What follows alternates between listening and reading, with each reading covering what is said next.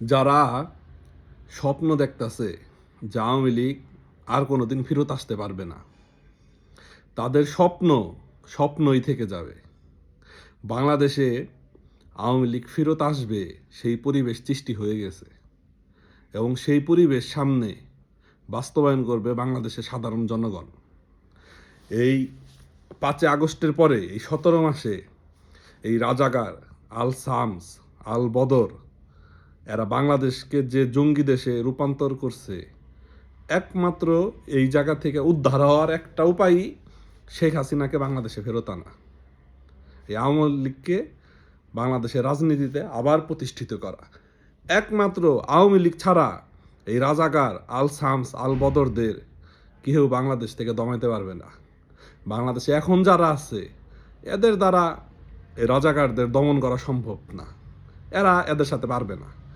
একমাত্র এই রাজাকারদের দমাইতে গেলে আওয়ামী লীগকে দরকার, শেখ হাসিনাকে দরকার।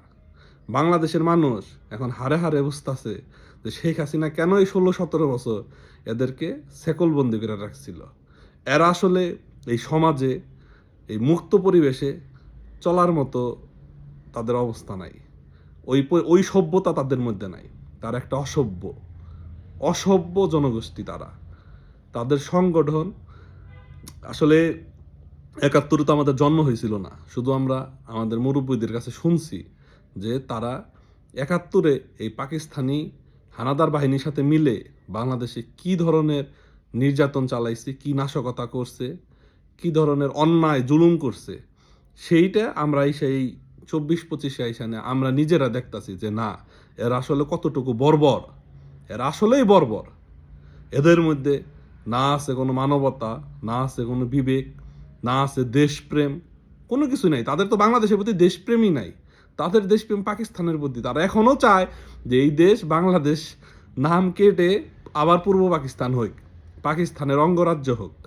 তারা তো এইটাই চায়। এই জন্য যারা এখনও ভাবতেছে যে আওয়ামী লীগ আর আসবে না, তাদের স্বপ্নই থেকে যাবে। আওয়ামী লীগ, এই দেশের জনগণ, সাধারণ জনগণ খুব তাড়াতাড়ি আওয়ামী লীগরে বাংলাদেশে ফেরত আনবে এবং শেখ হাসিনার হাতে এই দেশ আবার তুলে দিবে।